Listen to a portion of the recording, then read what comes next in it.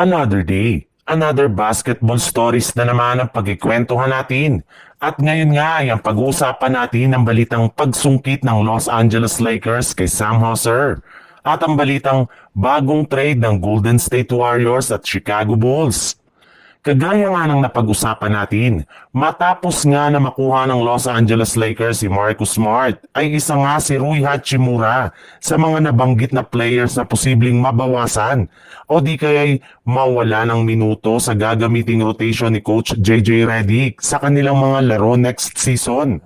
Sa katunayan, may posibilidad nga na hindi na siya makasama sa kanilang starting lineup at maging isa na lamang ito sa bench. May lumabas rin naman ng balita ng nagdaang linggo na maaari rin naman nga daw na gamitin na lang ng Lakers si Hachimura bilang trade asset para makuha ang kanilang mga matagal ng target dito na sina Robert Williams III at Drew Holiday sa isang trade.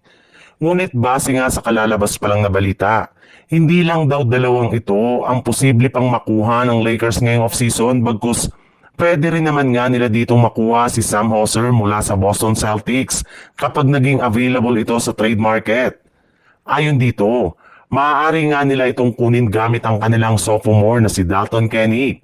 Mas reliable rin naman nga ito bilang isang shooter na mapapakinabangan nila next season. Sa ibang balita naman, base nga sa pinakahuling inilabas na balita ni Shams Charania ng ESPN, nagkaroon nga daw po ng ilang pag-uusap ang management ng Golden State Warriors at nakapagdesisyon nga sila na bitawan na lamang si JK ngayong offseason. In fact, binabalakan na nga nila itong gamitin bilang trade assets para makuha ang kanilang kasalukuyang target na si Josh Giddey na siyang binigyan na nila ngayon ng interes. As of now nga, ay sinusubukan na nga ng front office ng Golden State Warriors na makipag-usap at makipagnegosasyon sa management ng Chicago Bulls.